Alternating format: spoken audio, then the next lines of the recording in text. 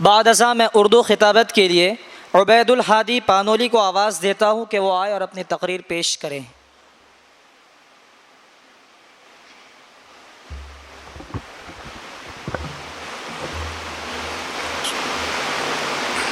نحمده ونصلي على رسوله الكريم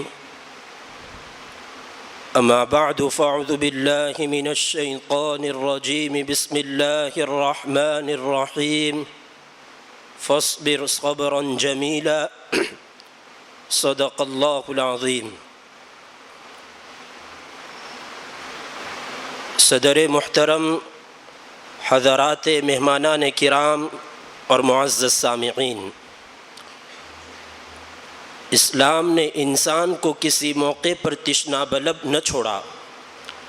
آپ صلی اللہ علیہ وسلم کی شخصیت اور تعلیمات ایسی ہمہ جہت اور ہمہ گیر ہے کہ اس میں اس حیات مستعار کے جملہ نازک ترین مراحل کی تعلیمات اور ہدایات موجود ہے، لیکن آپ صلی اللہ علیہ وسلم نے صرف تعلیمات اور ہدایات پر اکتفا نہیں فرمایا، بلکہ اسوہ ہونے کے ناطے اس جزئی پر عمل پیرا ہو کر بتلایا تاکہ امت کے لیے ایک عملی نمونہ سامنے آئے۔ انہی مراحل میں سے پرپیش مرحلہ مصائب و آلام کے گرداب میں پھنسنے کے باوجود صبر و استقامت، عزیمت و استقلال کے جبال راسیات بننے کا ہے۔ چنانچہ جتنے مصلحین دین کی فلاح و بہبود کا نقشہ لے کر اٹھے، کس کی آؤ بھگت گالیوں اور رسوائیوں سے، تکفیر و تفسیق اور ضرب و بند سے نہیں ہوئی؟ کیا امام ابو حنیفہ قید میں نہیں ڈالے گئے؟ کیا امام احمد بن حنبل کی پیٹھ سے خون کے شرارے خود مسلمانوں کے کوڑوں سے نہیں بہے؟ کیا امام غزالی کی کتابیں آگ کے ڈھیر میں خود مسلمانوں کے ہاتھوں نہیں جھونکی گئی؟ کیا اسماعیل شہید پر کفر کا فتویٰ نہیں لگایا گیا؟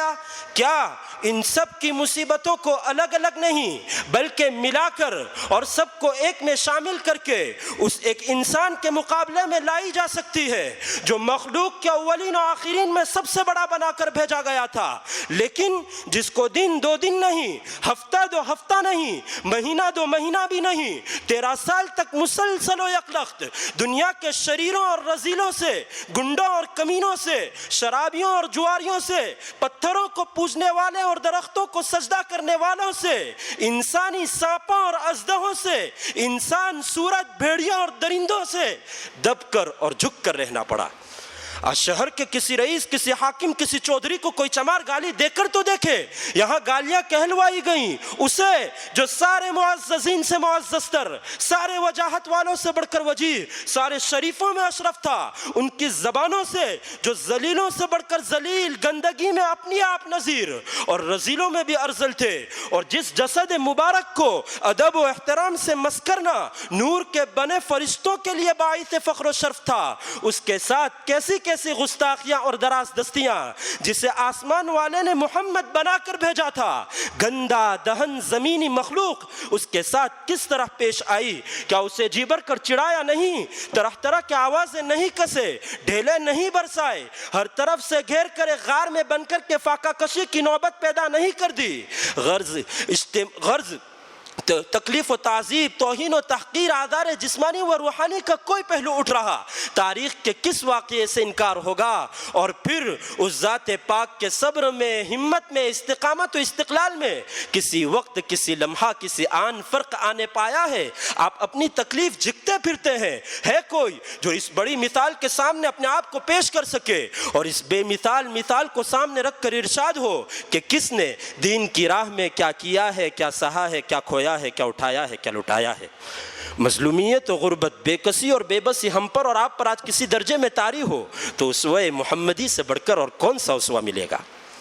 حضرات، یتیمی کے داغ سے بڑھ کر اور کون سا داغ ہو سکتا ہے؟ اس وقت سے بڑھ کر بے کسی اور بے چارگی کا اور کون سا وقت ہوگا؟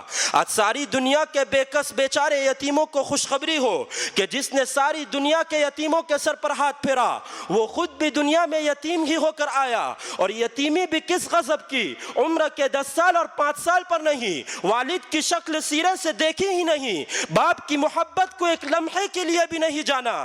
جب آپ دنیا میں تشریف لائے تو باپ پہلے ہی واپس بلا لیے گئے تھے. رہی والدہ ماجدہ سو وہ بھی 5 سال سے زائد اپنی آنکھوں کے تارے اور عالم کے آفتاب کا نظارہ نہ کر سکی. یتیمی کا اطلاق تو اس پر ہوتا ہے جس کا صرف باپ زندہ نہ ہو. یہاں شروع سے بے پدری اور شعور پیدا ہوتے ہی بے مادری، ایک ساتھ یتیمی و یسیری. دنیا جہاں کے یتیموں اپنے حال پہ رونے اور کراہنے کے بجائے خوش اور نازاں ہو کہ تم کس کی صف میں کھڑے ہو گئے ہو. محترم حضرات، بیوی اور چہیتی بیوی کا شوہر کے ہاتھ اٹھ جانا شوہر کے لیے کس قدر روح فرسا واقعہ ہوتا ہے. رفیق حیات جس سے دل ملا ہوا ہو، جس نے زندگی کے ہر نشیب و فراز میں ساتھ دیا ہو، اس کو کفنانے دفنانے کی ہمت کوئی کہاں سے لائے. بجا ہے لیکن ذرا خیال اللہ کے اس لاڈلے بندے کی طرف بھی جائے جس نے خدیجۃ الکبریٰ جیسے عزیز و عزیز الوجود محبوب و وفا سرشت شریک حیات کو 23-24 سال کی رفاقت کے بعد کھویا. اللہ کی مشیت پر صبر کیا کہ آج ہم میں سے کسی کا رنج اس رنج سے بڑھ کر، کسی کا صدمہ اس صدمے سے زائد ہو سکتا ہے جب اسے کلیجے پر پتھر رکھنا پڑا جس کی مرضی خود مرضی الہی کو منظور رہا کرتی تھی. وَلَسَوْفَ يُعْتِيكَ رَبُّكَ فَتَرْضَىٰ. تو پھر ہم اور آپ، یہ اور وہ، زید و بکر کس شمار میں ہے؟ تسکین اگر ہوگی تو پھر اپنے اسی بڑے کی مثال کو دیکھ کر قومی زندگی سے قطع نظر خانگی زندگی کے مصائب و نوائب میں بھی اس ایک کے سوا کس کا سہارا پکڑا جائے. حضرات، بیوی سے بڑھ کر جاگوزی صدمہ اولاد کا ہوتا ہے. کسی کے کلیجے کو گرم گرم لوہے سے داغ دیا جائے اور کہا جائے کہ زبان سے آہ اور دل سے شعلہ نہ اٹھنے پائے تو اس پر کیا گزر کر رہے گی. یہاں جس کے سر پر دین و دنیا کی سرداری کا تاج تھا، اس نے اپنے ہاتھوں ننھے اور معصوم ابراہیم کو نہلایا دفنایا، جو ساری دنیا کے مسلمانوں کے حق میں رؤوف و رحیم تھا، جو دشمن تک کے لیے رحمت و شفقت تھا. کیا خود اپنی اولاد کے حق میں اس کا دل پتھر کا تھا؟ کیا اس کے دل سے مامتا نکال ڈالی گئی تھی؟ نہیں نہیں، دل پر جو گزری دل والا جانے یا دل کا پیدا کرنے والا. خادموں اور جانثاروں نے یہ دیکھا کہ قبل موت ننھے اور معصوم ابراہیم کے چہرے پر چہرہ رکھ کر شفیق باپ اور ہم سب کا شفیق روحانی باپ بوسے پر بوسے لے رہا تھا، اور بعد موت جب اپنے ہاتھوں سے قبر میں اتارا ہے تو آنکھوں سے آنسو جاری تھے اور زبان پہ یہ فقرہ تھا کہ ابراہیم ہم تیرے غم میں رو رہے ہیں. آج دنیا کا کون باپ اپنی مصیبت کو اس سے بڑی مصیبت بتا سکتا ہے؟ غرض یہ کہ اجتماعی و انفرادی، قومی و معاشری، خانگی و شخصی کوئی بھی ممکن پہلو انسانی زندگی کا لیجئے، غم و الم کی جتنی صورتیں انسان کو کسی شعبہ حیات میں پیش آ سکتی ہیں انہیں فرض کیجئے.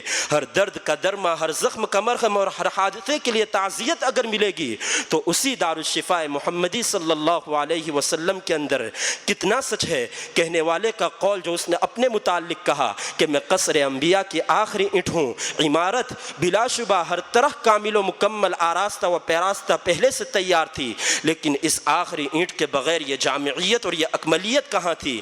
رحمتیں اور بے شمار رحمتیں نازل ہو اس پر کہ جس کے وجود نے کامل کو اکمل، شریف کو اشرف، فاضل کو افضل، حسین کو احسن اور جمیل کو اجمل کے مرتبے تک پہنچا کر امت کے غریبوں اور ضعیفوں، دکھیاروں اور لاچاروں، بیماروں اور سوگواروں، غمزدوں اور ناداروں سب کی تسکین کا سامان رہتی دنیا تک کر دیا.